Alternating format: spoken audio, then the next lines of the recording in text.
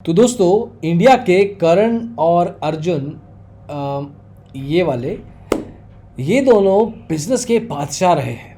पिछले कुछ सालों में इतना वेल्थ क्रिएशन किया है इन दो बिजनेस टाइकॉन्स ने कि अब जाके इनका इतना रिस्पेक्ट है इस इंडस्ट्री में अक्रॉस द सेगमेंट्स। अंबानी और अदानी, ये दो नाम एक ही सांस में आराम से लिए जाते हैं। गुजराती बिजनेसमैन है तो गुज्जू माइंडसेट। इन्होंने आज तक अपने एक दूसरे के बिजनेसेस में आने की कोशिश नहीं की है। अभी तक जो भी इंडस्ट्रीज में ये काम कर रहे थे, अभी तक ऐसी कोई इंडस्ट्री नहीं है जहां पे इन दोनों की कंपनियां खड़ी हों। तो एक तरीके से अपनी अपनी गेम ये खेल रहे हैं।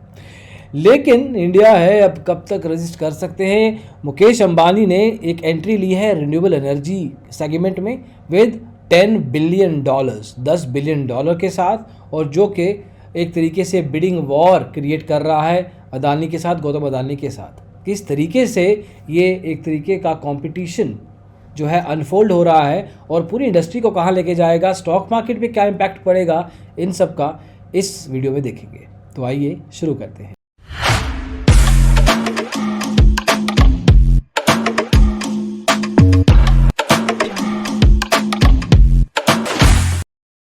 दोस्तों, नरेंद्र मोदी जी ने कहा है कि 2030 तक इंडिया में 450 गीगावाट्स ग्रीन एनर्जी होनी चाहिए, इतनी कैपेसिटी होनी चाहिए।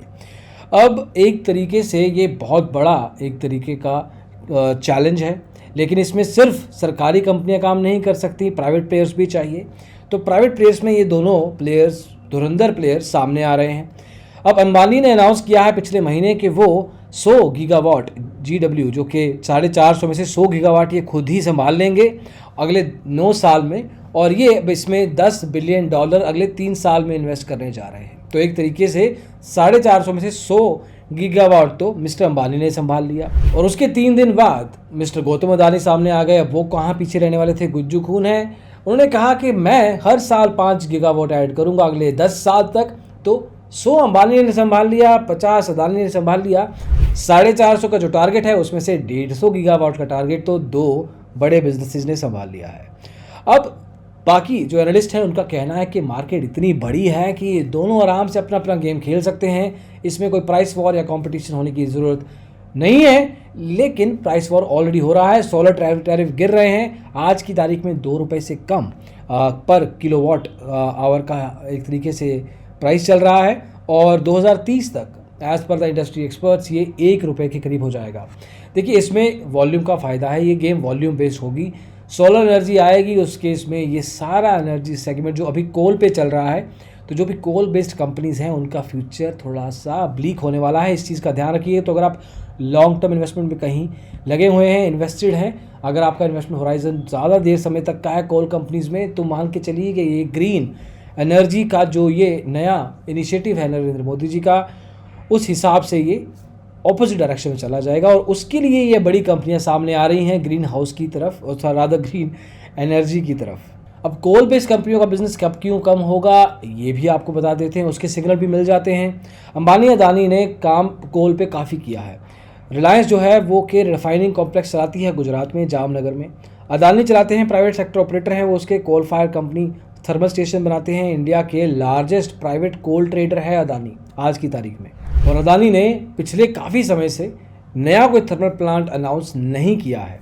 जो एक तरीके से ये कॉस्ट इम्पैक्ट होगा, यहाँ का कॉस्ट बढ़ता जाएगा, सोलर का कॉस्ट गिरता जाएगा।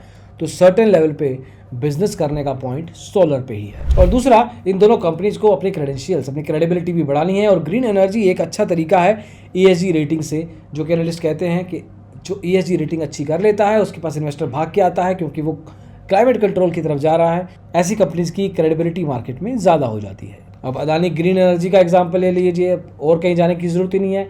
156% इसका स्टॉक प्राइस बढ़ गया है, वैल्यू बढ़ गया है पिछले 1 साल में ही। अदानी एक तरफ ये सब कर रहे हैं, अंबानी वहाँ पे चाहते हैं कि 2035 तक रादर ये नेट कार्बन ज़ीरो कर दें। तो एक तरीके से कोल की तरफ फोकस बिल्कुल कम हो रहा है, ग्रीन एनर्जी की तरफ फोकस पूरी तरह जा रहा है। तो दोस्तों, ये दो बड़े बिजनेसेस अगर अपना फोकस, टाइम, पैसा, खुद का टाइम एक तरीके का इस पर्टिकुलर इंडस्ट्री में लगा रहे हैं और उस industry, coal industry, thermal industry में से निकाल रहे हैं, तो मार्केट का मूवमेंट लॉन्ग टर्म इन्वेस्टर्स के लिए डेफिनेटली एक डायरेक्शन को समझाता है। अगर आप एक लॉन्ग टर्म इन्वेस्टर हैं तो इस चीज़ों का ध्यान रखिए। ये मार्केट डिसीजंस जनरली सामने नहीं आते हैं क्योंकि बहुत सालों बाद इनका इम्पैक्ट आएगा, लेकिन अगर आज थोड़ा सा आप दिमाग लगाते हैं, कम प्राइस पे चीज़ें बाय करते हैं और लॉन्ग टर्म होराइजन रखते हैं तो अच्छे रिटर्न पा सकते हैं। अभी के लिए दोस्तों बस इतना ही, अगले वीडियो जल्दी ही मिलेंगे। अभी कोशिश की है आपको कुछ लॉन्ग टर्म इन्वेस्टमेंट्स की आइडियाज़ विद लॉजिक समझाने की। अंबानी अदानी क्या कर रहे हैं ग्रीन एनर्जी में, ये सब बताया है। Take care, thank you so much, bye bye.